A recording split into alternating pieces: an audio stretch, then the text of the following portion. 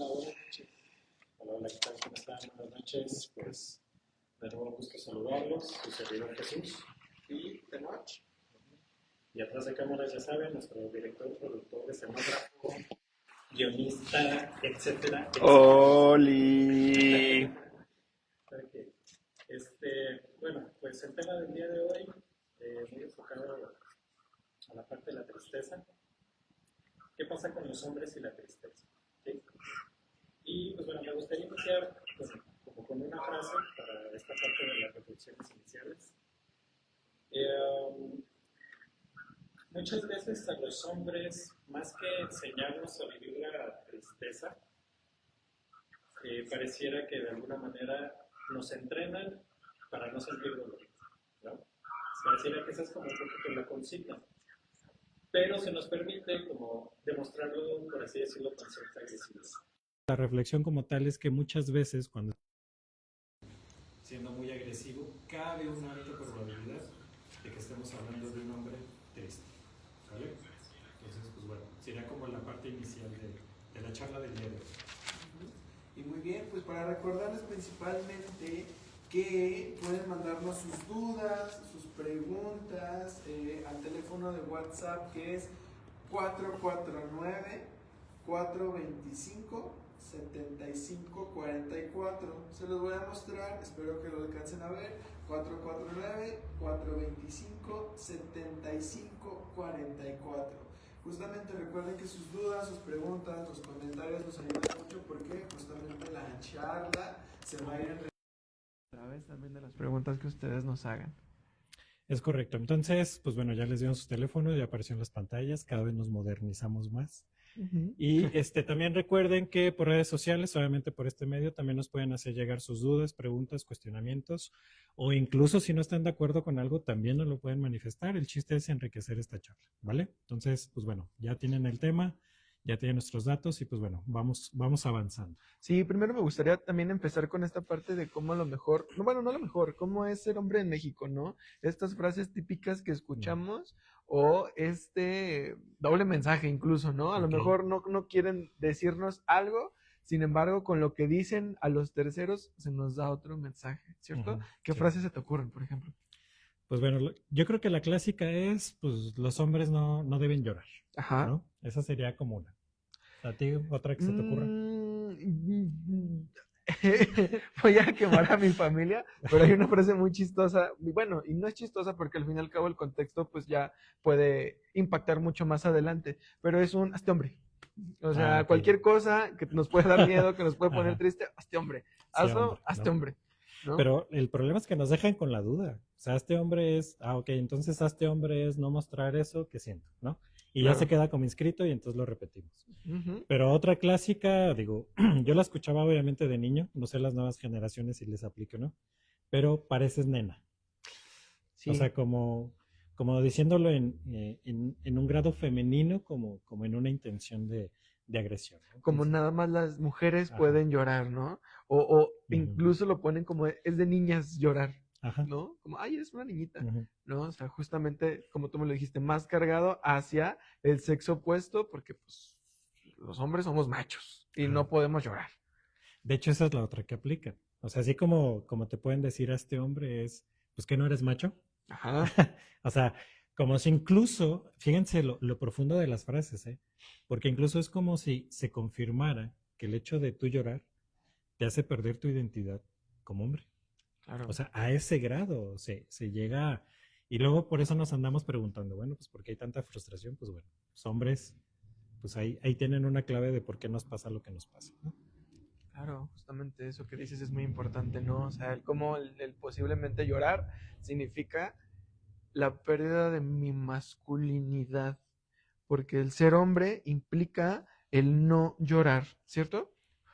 Ok, una manera correcta, bueno, creo que incluso en la sociedad mexicana tenemos maneras correctas en las que un hombre puede permitirse el llorar, ¿no? Esa está buena. Por ejemplo, a mí lo que se me viene a la mente es fiestas.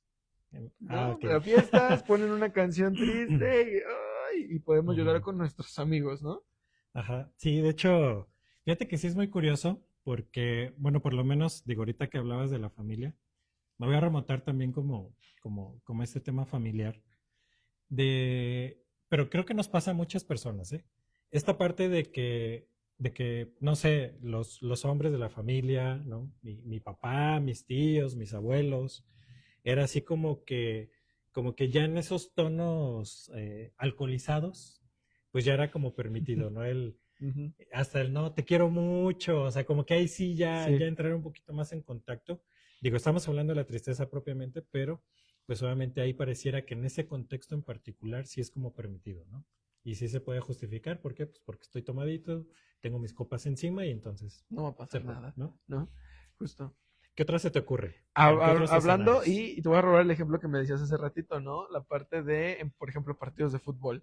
Ah. Hay un ejemplo clarísimo, no sé si recuerden o hayan visto el video de, creo que perdió las Chivas, no me acuerdo cuál era, y es el papá que está llorando y le dicen, no me acuerdo Ajá, del papá, supongamos que tú ajá. eres el papá, ya Ya, Jesús, tu Jesús. hijo está aquí presente, ya no Ajá. llores.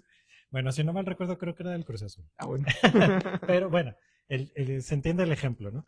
Sí, o sea, y digo, y ahorita hablamos de fútbol, digo, porque tal vez nuestra sociedad es más futbolera. De hecho, espero que una persona que conozco que le gusta mucho el fútbol y que suele ver nuestros capítulos, espero que ahorita esté ahí muy al pendiente y a ver si nos manda alguna duda.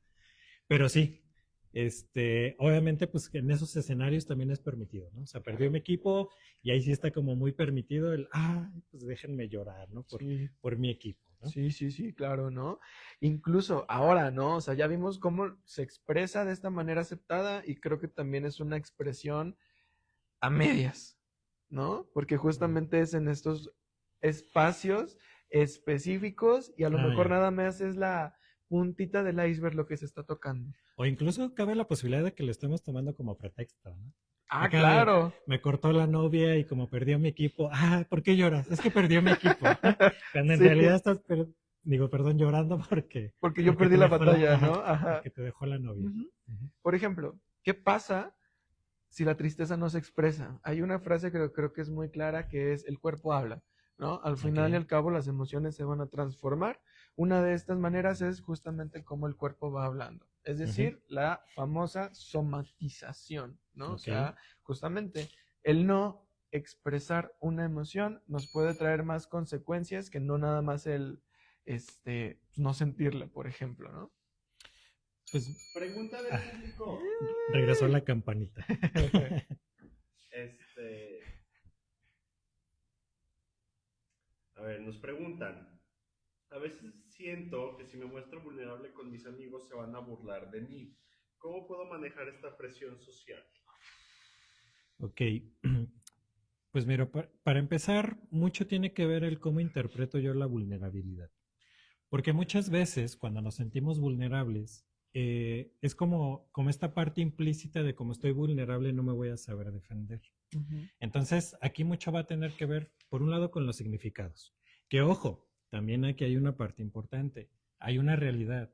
Y esa realidad es que sí, entre hombres en nuestro círculo, es muy probable que se tomen a mal el que estemos llorando. Entonces, o sea, si hay, o sea, por un lado es el significado, pero por otro lado es que sí hay una realidad inminente en la cual pues va a ser incómodo, ¿no? Ujú, claro. Entonces, esa es como un primer acercamiento. Ujú. Otra cosa que yo también agregaría además es que no se nos enseña, incluso yo creo que como hombres, a qué hacer con el llanto o con la tristeza del otro, ¿no? Por eso creo que luego está esta parte como de, ya, Mm, ya, no llores, ponte ujú. feliz, ¿no? Y es como que se quedan muy, muy por encimita porque es, ¿qué hago yo ante el otro que se está mostrando vulnerable? Porque ni Ujú. siquiera yo sé qué hacer con mi propia vulnerabilidad, ¿cómo voy a tratar de contener a la otra persona? Sí, digo, porque al final del día como dices tú, a veces cuando se burlan es más bien por la propia incomodidad de la otra persona que nos está viendo en ciertas situaciones. Ahora, aquí, pues, digo, si pudiéramos hablar como de qué cosas hacer, pues por un lado es identifica si ese círculo en el que estás, pues realmente te puede acoger en ese sentido, y si no, pues probablemente moverte de ese lugar. O sea, Pero al ujú, final del día no te puedes quedar clavado con la emoción porque como lo estaba diciendo Tenus, pues obviamente puede tener ciertas implicaciones. ujú, justo. Tenemos otra pregunta. Ok. ¿Qué puedo hacer para ayudar a compartir un hombre su carga emocional? Porque muchas veces esto influye en la comunicación y la convivencia y por lo tanto se deteriora la relación. O sea, ¿qué puedo hacer yo para incentivar al otro? ¿Es lo que estoy entendiendo? Ok. Pues mira, formas puede haber varias. Aquí más bien dependería, e incluso, híjole, a ver si no me voy por otro rollo, ¿no? Pero por ejemplo, la persona que lo está preguntando creo que valdría la pena desde un inicio preguntar, ¿es mi necesidad que el otro se exprese o realmente identifico una necesidad en el otro de que se pueda expresar, ¿no? Entonces, vamos suponiendo de que no es tanto mi necesidad, yo alcanzo a ver que sí es la necesidad del otro que se pueda expresar. ¿Cómo podemos ver que es necesidad del otro?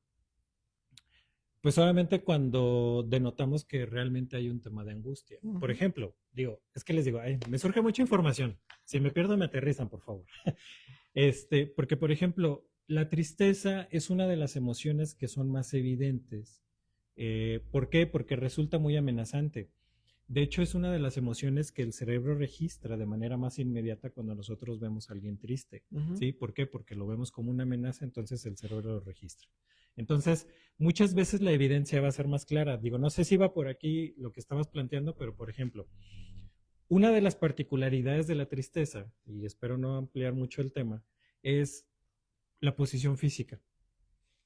¿Sí? ¿Por qué? Porque una de las particularidades biológicas o fisiológicas de la tristeza es que conlleva a un estado de estar cabizbajo. Se relaja el tono muscular, los hombros hacia adelante, la cabeza baja, entonces hay como indicadores muy marcados en ese sentido, ¿no? Ahora, ¿qué se puede hacer? Pues les digo, aquí va a depender las estrategias. Una pudiera ser qué tanta confianza tengo en la persona, como para retroalimentarle desde lo que yo observo, ¿no? Incluso estas son claves de comunicación. 2 claves de comunicación, no me las preguntaron, pero aquí les van. Hablar en primera persona, no dar nada por hecho. ¿Sabes qué, Tenos? Fíjate que yo siento, yo pienso, yo creo, yo veo que algo te está pasando. Claro.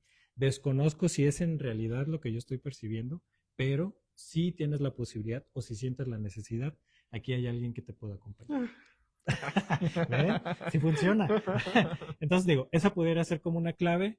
La otra que yo muchas veces les comparto es, a veces lo que ayuda a desbloquear un poquito, y esto ha funcionado, por lo menos en mi experiencia con hombres, es, yo no llego yo no llego y te pregunto o te incentivo a que te abras.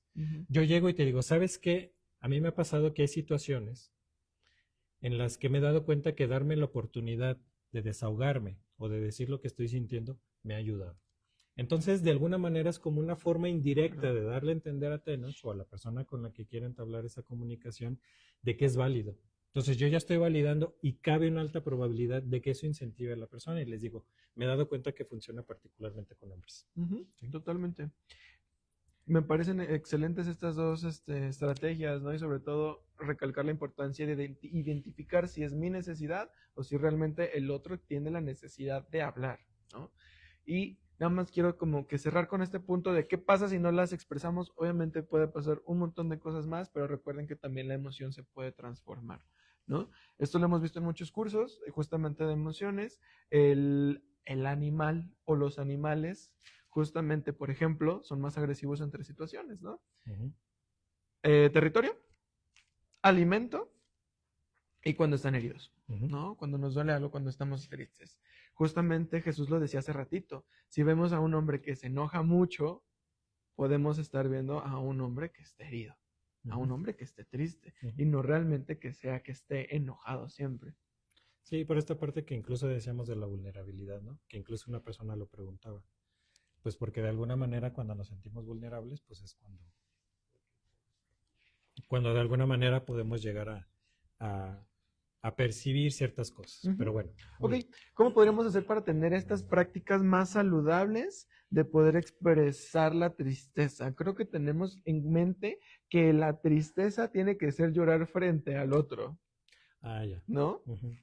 Sí, el llanto es una manifestación de la tristeza, pero bueno, si nos vamos un poquito a esta parte ya más como de la parte recomendable, por principio de cuentas es entender que la tristeza tiene una finalidad, o sea, es decir, va a buscar cubrir una necesidad, y por otro lado la parte de que es válido sentirla.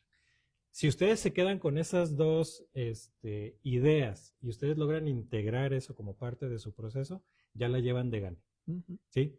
Porque, digo, voy a tratar de hacerlo de manera muy, muy rápida y muy sencillita porque es necesario comprender cuál es la necesidad de la tristeza. Entonces, voy a hacer una interacción así muy rápida con Toño, espero no tardarme mucho. ¿Cómo sabes que tienes una cortada en el cuerpo? Pues porque me duele. ¿Ok? Y ya cuando te das cuenta de que te duele, ¿qué es lo siguiente que haces?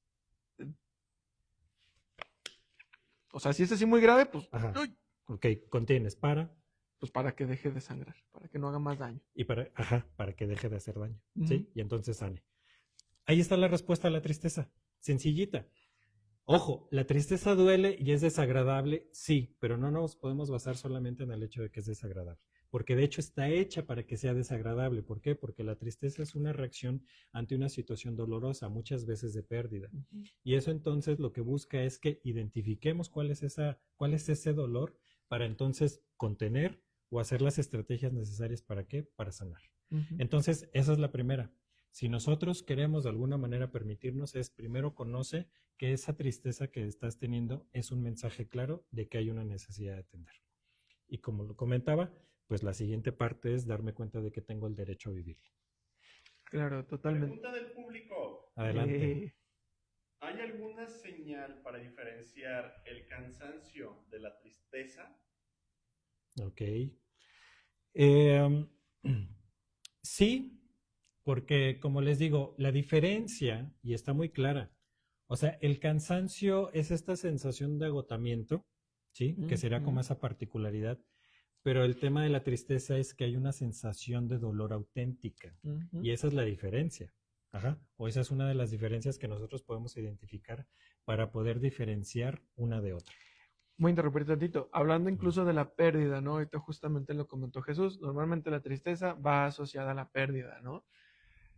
Cuando perdemos a alguien, cuando pasamos por un duelo, válgame, duele, Ujú. ¿no? Y de verdad duele. Justamente el cansancio no duele, el cansancio es agotamiento, mientras que la tristeza, Ujú. pues es horrible, se siente, ¿no? Y en parte también hacer como algún tipo de proceso introspectivo, porque al final del día el reto con la tristeza, digo, a diferencia del ejemplo que ponía con Tenoch, es que a veces no es tan fácil identificar qué me está doliendo emocionalmente. Ujú. Digo, a diferencia de lo físico, porque está muy clarito, ¿no? Pero en el caso de la tristeza, pues sí es un poco más complicado diferenciar. Otra pregunta. Escucho mucho sobre procesar emociones, Ajá. pero en la práctica, ¿cómo se hace eso? ¿Es solo sentarse? ¿Hay que hacer ejercicios? ¿Escribo? ¿Hago ejercicio? ¿O qué hago? Ok. Denle paz a esta pobre mujer. Yo voy a decir algo, voy a empezar con justamente algo que dijiste que es muy interesante y muy importante, ¿no? ¿Cómo vamos a procesar algo poniéndole atención? ¿Cómo quiero entender algo? ¿Cómo quiero procesar algo si ni siquiera lo volteo a ver? Entonces, a lo mejor, aunque suene un poquito obvio, pues claro, es a lo mejor, si es la estrategia, poder sentarnos a ver por qué me estoy sintiendo triste, qué es eso que me está lastimando, que me está haciendo que yo me sienta de esta manera, Ujú. ¿no? Y justamente contactar con la necesidad de esta emoción. Ok. No sé si me voy a ir por otro lado, pero una particularidad de las emociones, y esto se los digo en base a la experiencia, las emociones se sienten y muchas veces lo que menos queremos experimentar es sentir. Entonces, deja de pelearte con aquello que estás sintiendo y trata de encontrar el mensaje que te está enviando. ¿Por qué? Porque también hay una particularidad. Muchas veces cuando empezamos a sentir algo, lo primero que queremos hacer es, ¿cómo dejo de sentir esto? Si eso es lo que estás buscando, error. Las emociones se tienen que sentir, se tienen que vivir, ajá, y solamente en esa medida vamos a poder identificar cuál es el mensaje oculto que nos está queriendo transmitir. Porque ahí viene la otra. Muchas veces también lo primero que queremos hacer es, bueno, ¿y por qué me estoy poniendo triste? No trates de darle una explicación inmediata. Simplemente reconoce que lo estás sintiendo, permítete vivirlo y muchas veces en ese sentido es donde puedes encontrarlo. Ahora, sí puede haber situaciones que nos pueden ayudar, procesos introspectivos, pero ojo, parte importante. Obviamente, ¿quién vende pan frío? ¿No? Entonces, hay ocasiones en que es necesario el proceso terapéutico Y más cuando somos personas que estamos completamente desensibilizadas de lo que nos está pasando, o cuando tal vez nuestro contexto de plano no nos ayudó a desarrollar esa sensibilidad. Entonces, acudir a terapia. Claro. Y hablando justamente de terapia, ¿no? Las necesidades, las emociones tienen necesidades y muchas veces es lo que tenemos que hacer, no lo que querramos hacer. Y eso es bien complicado. Qué difícil es hacer lo que tengo que hacer y no lo que yo quiero, que podría ser a lo mejor no sentir la emoción. Eso es bueno. Pregunta del público. Conocedor. De nuestros orementes. Para las personas que somos de pocas palabras, la terapia es solo sentarse a hablar. ¿Qué pasa si ya no sé qué decir en la sesión? Ok, bueno, a ver si sirve de algo esta analogía. Es como si yo me preocupara por llegar a una pastelería porque quiero un pastel y me detengo a no ir porque creo que no le voy a saber transmitir lo que necesito al pastelero o a la pastelera. El tema es que esa persona está habilitada para justamente poder identificar esas necesidades. Entonces, en este caso es igual. Parte de nuestra labor es justamente identificar qué es lo que necesita la persona. Incluso a veces los silencios dicen mucho más que las cosas que pudiéramos estar hablando. Porque ahí les va. Hay personas que de repente llegan a terapia y hablan mucho, pero dicen poco. Y entonces la labor de nosotros es justamente poder identificar ese algo que está ahí para poder abordarlo. Sí, no es como si vamos a comprar, no sé, algún teléfono y no sé qué comprar, voy a ir a lo mejor a la tienda y me van a asesorar, a lo mejor me van a hacer ciertas preguntas y vamos a dar con que, mira, este teléfono puede ser el que llega a querer, ¿no? Y ya, a lo mejor no digo nada porque no sé qué quiero decir, porque no sé qué teléfono comprar y la otra persona me va a ayudar a saber cuál es el posible teléfono que voy a comprar. Exactamente. Pregunta del público. Adelante. Tengo un amigo que le está pasando mal. ¿Cómo puedo invitarlo a buscar ayuda profesional sin que se sienta agredido? Híjole, pues mira, a veces no hay forma fácil de tocar los temas. O sea, digo, es como si dijéramos, yo veo a Thanos que se quiere aventar del edificio, ¿no? Ajá. Y entonces mi preocupación es, y si se siente agredido de que yo le digo que estoy preocupado. Digo, sé que me estoy yendo al extremo, ojo, lo hago conscientemente. Pero al final del día hay temas que se tienen que tocar directamente. Ahora, ¿por qué? Porque también aquí es importante, y se los digo de una vez, ¿no? Por lo menos en mis estadísticos, puede haber otros estadísticos, pero al menos en mis estadísticos, cuando las personas acuden más bien por presión social, es muy fácil que dejen la terapia. ¿Por qué? Porque en muchas ocasiones no logran contactar con su necesidad. Y eso también es importante reconocerlo. Si la persona no está en disposición de ser ayudada, va a ser muy complicado que podamos hacer algo. Ahora, si yo de plano estoy viendo que la persona se está sintiendo mal, pues entonces muchas veces tengo que ser muy directo. ¿Pueden existir formas de hacerlo de manera diplomática? Claro, las dos que les dije. Hablar en primera persona y no dar nada por hecho. Es una forma en la que yo puedo comunicarlo. Pero va a haber ocasiones en que el comunicado tiene que ser directo. Y yo no me puedo estar constantemente preocupando por si el otro se va a sentir agredido. Porque al final del día necesita moverle. Y probablemente si el otro se siente agredido es porque algo está viviendo. Entonces les digo, hay veces que hay que ser directos. Lo no hay que más. te choca, te checa al fin y al cabo, ¿no? Y a mí me ha pasado, he tenido pacientes que han llegado justo a terapia y han dicho que no me había dado cuenta que estaba así hasta que otra persona me dijo que me veía diferente y es como que empiezan a conectar con eso que les duele, eso que les lastima, ¿no? Entonces también justo las palabras tienen mucho poder y podemos ayudar a que la otra persona conecte y no tanto la vamos a ofender. Entonces les digo, ahí hay una clave. Otra pregunta, lluvia de preguntas. Excelente. ¿Cuánto tiempo toma empezar a ver cambios en terapia? El tiempo que sea necesario. Esa pregunta, esa pregunta me sonó a reclamo. Me sonó a reclamo, así como de que es que está yendo a terapia esta persona, pero no veo cambios. Eso era muy de esos. También, admitámoslo, es un proceso. Ajá, pero bueno, cambios, pues puede ser desde la primera sesión. Claro. Desde la primera oportunidad en la que te das la posibilidad de desahogarte, desde ahí ya puedes empezar a ver cambios. Ahora, también depende a qué tipo de cambios te refieras. O sea, yo entiendo, ¿no? Y yo sé que aquí le damos muchos rollos y hay personas que sanan en 10 días, hay personas que están en terapia años, pero para poder empezar a ver cambios, muchas veces también va a depender de la disponibilidad de la persona. ¿Por qué? Y les pongo un ejemplo muy sencillito. Algo que pasa muy constantemente en terapia es que las personas quieren empezar a hacer cambios hasta sentirse bien. De hecho, el hecho de ya ir a una primera sesión, ya estás hablando de un cambio. Pero te digo, muchas personas es, hasta que me sienta bien voy a querer empezar a hacer cambios. Y entonces yo la analogía que les comparto es, a ver, es como si yo quisiera ir al gimnasio, pero tengo sobrepeso. Entonces voy a ir al gimnasio hasta que esté en forma. ¿Verdad que suena muy incongruente? Pues lo mismo pasa con la terapia. Entonces, necesito incomodarme para empezar a poder cambios. Aquí más bien la pregunta sería, ¿qué tan dispuesto o dispuesta estás a incomodarte para empezar a procesar esos cambios? Claro, ¿no? Si es como de me estoy enfermo, me siento mal, pero no voy a ir al doctor porque ¿qué tal que lo contagio? Pues, ¿en qué momento me voy a poner bien, no? Y es incómodo muchas veces el contactar con eso y van a llegar a terapia y van a hablar de temas que probablemente no quieran hablar, temas muy dolorosos y también requiere mucha disposición el poder afrontar esos problemas. Pregunta del público.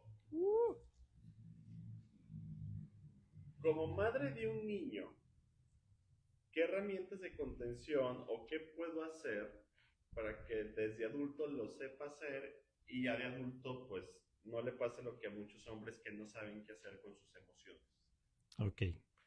Espero no desviarme mucho, pero habría que pensar si esa mamá quiere contener o quiere controlar el llanto, porque son dos cosas muy diferentes.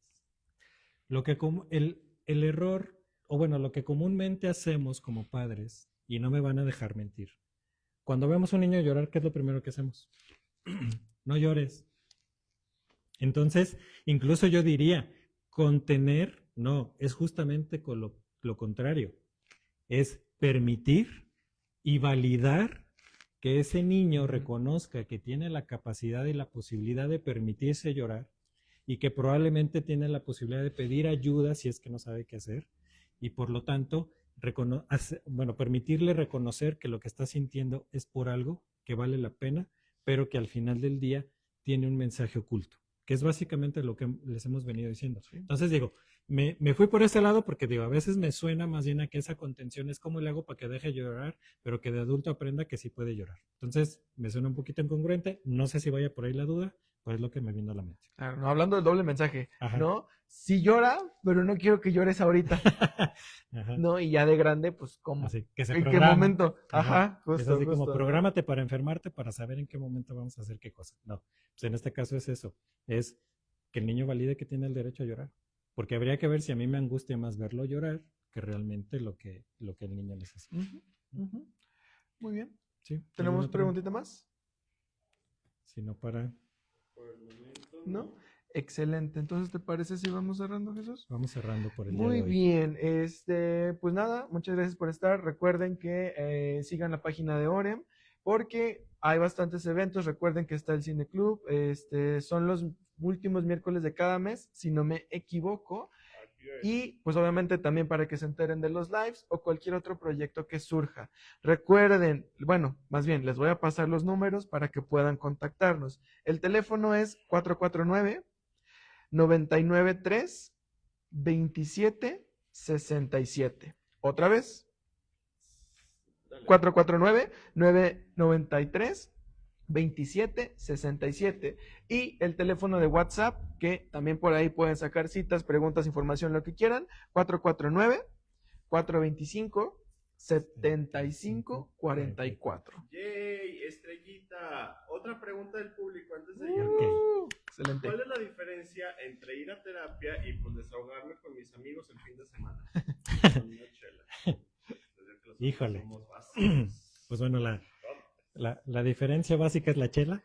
Yo puedo poner un ejemplo, que a lo mejor te lo voy a robar, es como, me estoy desangrando, aquí tengo una herida que necesita 15 puntos y le voy a poner una curita. Ok. ¿No? Una solución temporal a un problema más grande. Ambas son válidas. Muchas veces el acompañamiento no sirve para el desahogo y como tal la palabra que utilicé es acompañamiento. Muchas veces el ir a terapia es para encontrar estrategias de solución a eso a lo que me estoy enfrentando. Y entonces, pues obviamente, retomando el ejemplo que ponía Tenoch, a veces me gusta poner los ejemplos así muy concretos porque nos ayudan a entender.